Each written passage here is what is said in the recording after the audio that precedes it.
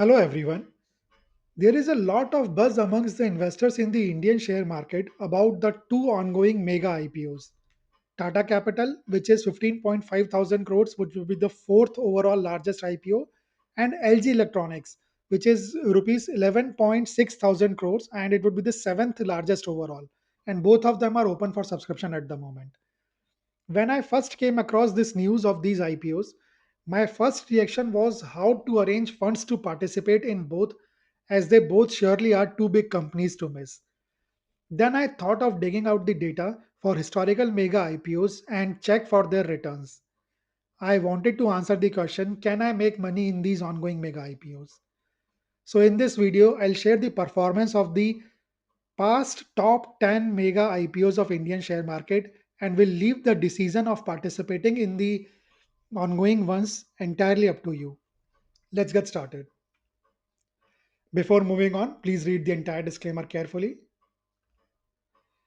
So let's look at their performance in the form of a chart. So this is the graph which I'll present. Let me explain how to read this graph. The blue bar over here, it shows the listing day gain in percentage for an IPO. So this is the listing day gain at the end of the trading session of the listing day. This is the current day, and this is the CAGR. This text box over here, it shows some description of the company, and the if the current market price is above the issue price, then it would be highlighted in green. Otherwise, it would be highlighted in red. The graph itself is sorted in the descending order of the size of the IPO. So the first is the largest ever IPO in Indian share market history, and the 10th would be the number 10. Okay. So let's see for Hyundai. It was listed in October 2024, so it's been 12 months, and in the last 12 months, it on the listing day it was closed at a discount of around 7.19%. But at the moment, it is up by around 26.5%, which is a very good thing. Let's move on to the next one, which is the LIC. LIC was listed in sometime in May 2022. So it's been listed for around 29 odd months. The size was 20.55 thousand crores. So on the close of the listing day, it was at a discount. It is still at a discount. So it's been around more than 3.5 years and still at a discount. Let's move on to the next one, which is the Paytm. Now, Paytm was listed in November 2021, so around 4 years, just shy a month of 4 years. It was listed at a discount at the close of the listing day, and it is still trading at deep discounts as compared to the issue price. Let's move on to the fourth one, which is the Coal India. It was listed in November 2020, 2010, which means around 15 years. Okay. It was listed at a premium on the day on the listing at the close of the listing day, and it is still trading around 55 or 56% above the IPO price, but the CAGR is just 3.6%. In the last 15 years, the CAGR is just 3.6%. A pathetic CAGR. It is approximately, I would say, close to the savings account rate of the bank. Let's move on to the fifth one, which is the HDB Financial. Now, HDB Financial was listed just 4 months back, and it was listed at a premium 13.65 at the end of the first close trading day, and it is still trading just above the IPO price. So again, not good. Swiggy was listed almost a year back. It was listed at a premium at the end of the listing day.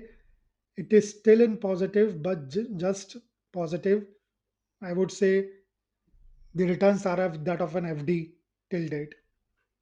Let's move on to the number seven, which is the General Insurance Corporation of India, which was listed in October 17. So that means around 8 years back, listed at a discount, still trading below the IPO price.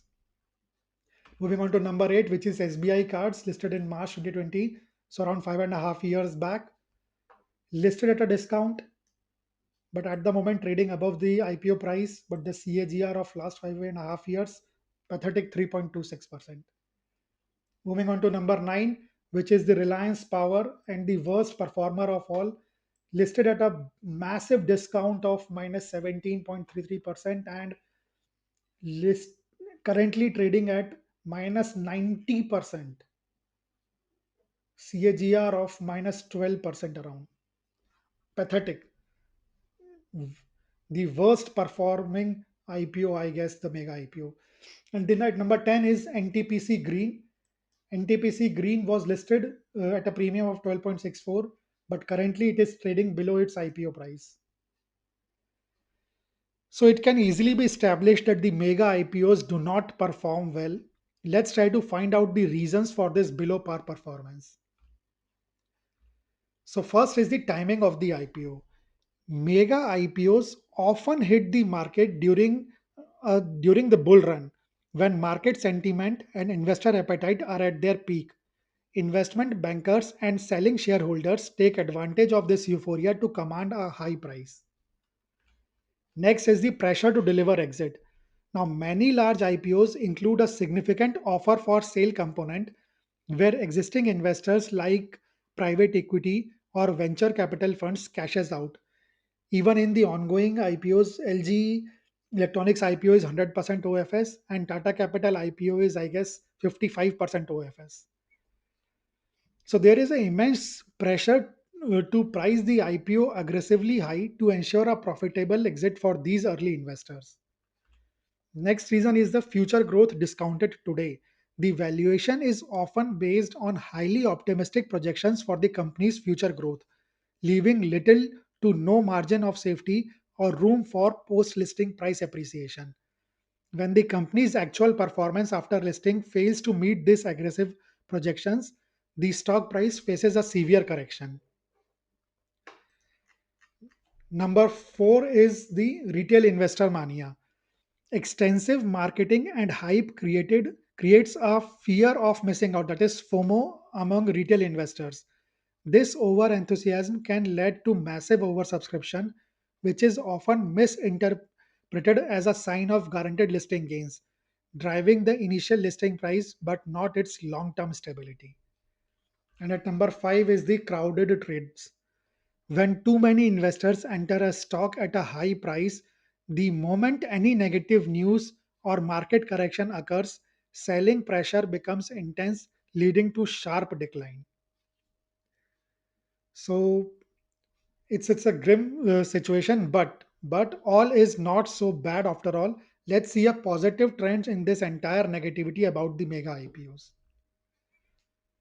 So this is again the same graph, but now this time it is a line graph and it shows the listing day gain as well as the current gain in percentage. Now let's focus on this blue line over here, which shows the listing gain percentage. What you can see is in 2022, negative listing 9.8, negative listing 2021 minus 9.3, 2022 again negative listing minus 8.1, 2024 negative listing minus 7.19. In 2024, NTPC positive listing 12.64, Swiggy positive listing 16.92, SDB Financial positive listings 13.65. So you see there is a clear trend of positive listing in the mega IPOs of late. So let's try to understand the possible reasons for this trend shift. First is leaving money on the table. Recent mega IPOs appear to be sensibly priced enough, leaving some upside for investors to profit on the listing day. This practice of pricing slightly below the industry average helps generate high investor interest and a strong listing pop. Second is the learning from past mega IPOs. Previous large IPOs were often priced at very high valuations based on future growth projections, which left no room for error or initial market disappointment, leading to listing day losses. The new approach reflects a shift towards more realistic valuations relative to peers. The third is domestic capital support. The Indian stock market is increasingly supported by strong inflows from DIIs such as mutual funds. And the most important and the last reason for this trend shift, as per me, is the massive increase in retail investors. There has been a significant increase in the retail investor base over the last 4 5 years. The total count of demat accounts crossed 19 crores by the end of the financial year of 2025, a record breaking. Four More than 4 crores demat accounts were added in that financial year alone. The number of demat accounts has nearly increased fourfold in the last 5 financial years, and the CAGR of the last 3 years has been reported of more than 30% CAGR of the new accounts opening. So, a large number of retail investors have started participating in these IPOs, which has actually mm, could be the reason of this trend shift. So, in the end, to summarize, based on the historic returns, the mega IPOs performs poorly, but a clear shift in the trend of listing gaze has been observed. So again, this is not a buy, hold, or sell recommendation. Do your own research, discuss with your financial advisor. So from my side, this is all in this video. Thanks for watching it. Please like, comment, share, and subscribe to the channel. Goodbye for now and happy investing.